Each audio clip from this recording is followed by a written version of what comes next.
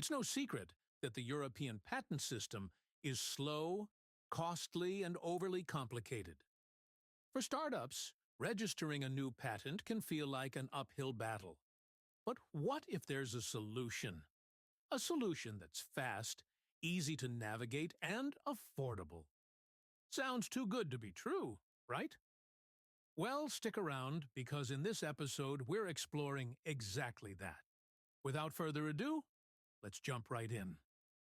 Welcome to the first episode of Legal Tech with ALPHALECT.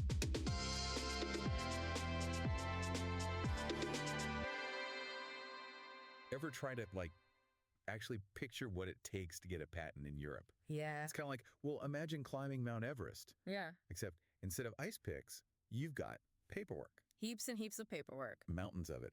And that's the slightly terrifying reality for a lot of inventors, especially smaller ones, trying to navigate the European patent system. It's true. I mean, the European Patent Office, the EPO, it's part of that group, the IP5, the big leagues of global patent offices. Right, the best of the best, supposedly. Yeah, but the EPO, they've got this, reputation, being incredibly thorough. Which I guess is good, right? You'd want it to be thorough. But that thoroughness, it comes at a price, literally.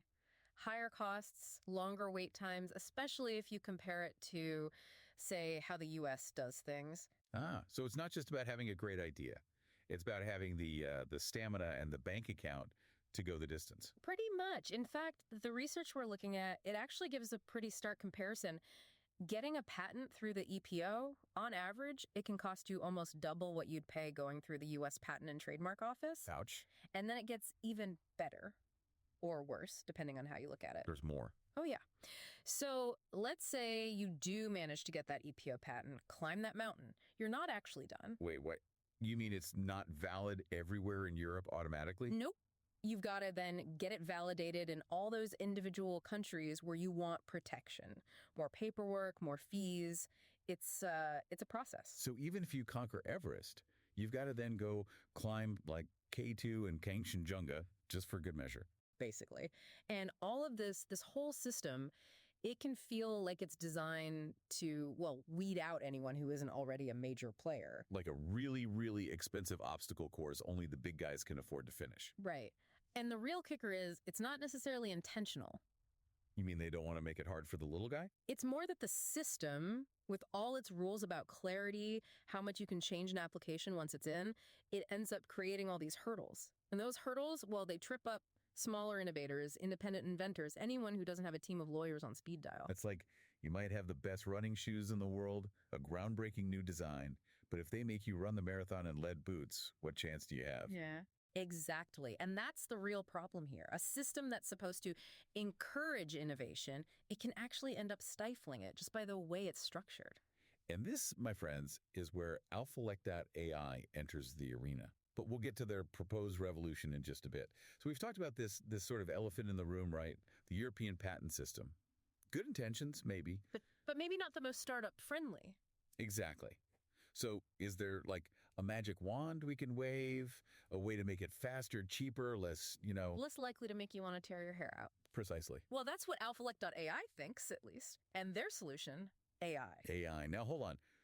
Are we talking like robots filing patents now? Not quite robots taking over the patent office. Because I'm picturing like a whole Wall-E situation, robots pushing stacks of paper around. Yeah, I see what you mean. Okay, less robots, more the brains behind the robot. Okay, so artificial intelligence, but not the Hollywood kind. Yeah. Specifically, what we're talking about here is using the power of, things like machine learning, those big language models, LLMs, you might have heard of those. LLMs, got it.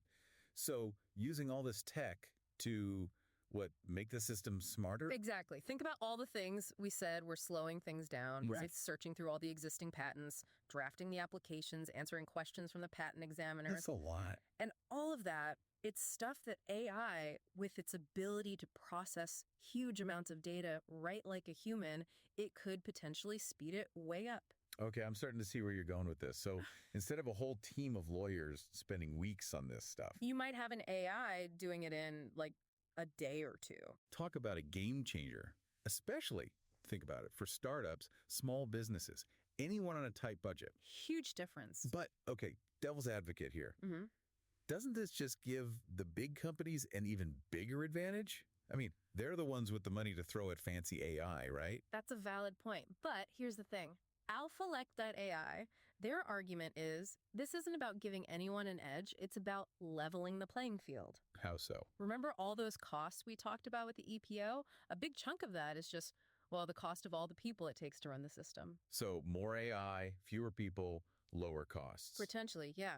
And faster processing times, a system that's easier for everyone to use, not just the ones with the deepest pockets. And that's what they're calling alphalectual property. Exactly. Alphalectual Property, or AP for short. AP. Catchy. Okay, so after the break, let's unpack that. What does this whole new system actually look like in practice? What does it mean to the future of innovation, especially in Europe? Okay, so Alphalectual Property, or AP. It's like the cool new kid on the block, right? But what's under the hood? What's the elevator pitch? Imagine, right, you've got this amazing invention, and getting it protected in Europe, it's as easy as, I don't know, ordering something online, booking a flight. That's the kind of experience they're going for. Streamlined, user-friendly patents. I'm into it. But how does that actually work? So AP, it's built on a few core ideas. First one, user experience. They want to make the whole thing intuitive no matter what your background is. So less legalese, more plain English. Exactly. Then the tech side, it's not just AI. We're talking blockchain integration too.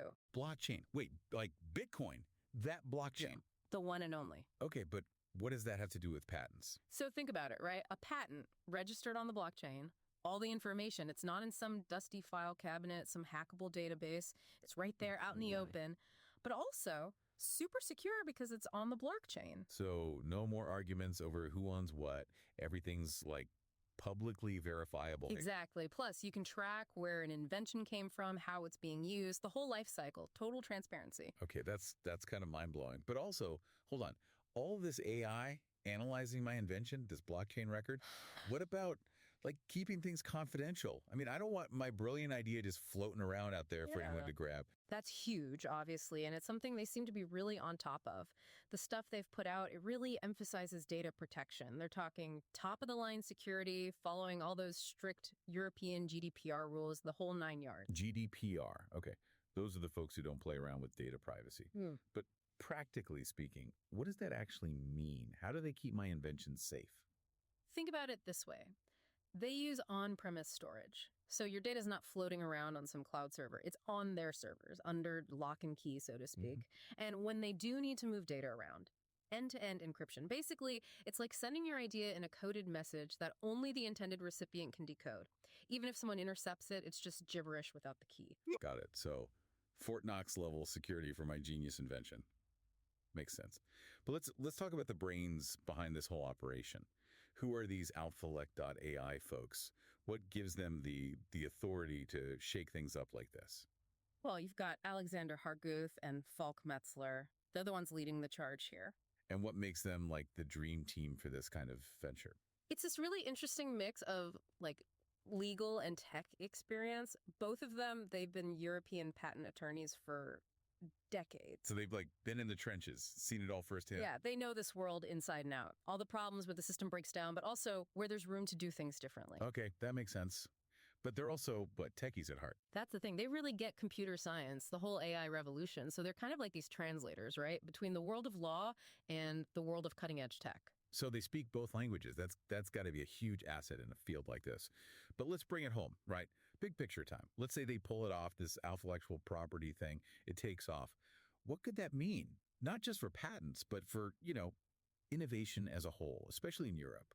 I think that's really the point, isn't it? It's bigger than just patents. It's about if you make it truly easy to protect your ideas, suddenly you're opening up this whole world of possibilities for everyone. Smaller companies, individual inventors, even universities, they can all get in the game. And who knows what kind of incredible innovations that could lead to, things we haven't even imagined yet. Because the best ideas, sometimes they come from the most unexpected places. Right. And if this system makes it easier for those ideas to take root, to get out there, that could be transformative for everyone. It's a future I'd love to see. A future where the best ideas win, not just the ones with the biggest bank accounts. Exactly. Well, on that note, we'll leave you to ponder the possibilities. Until next time, keep those innovative sparks flying, because who knows, your next big idea might just change the world.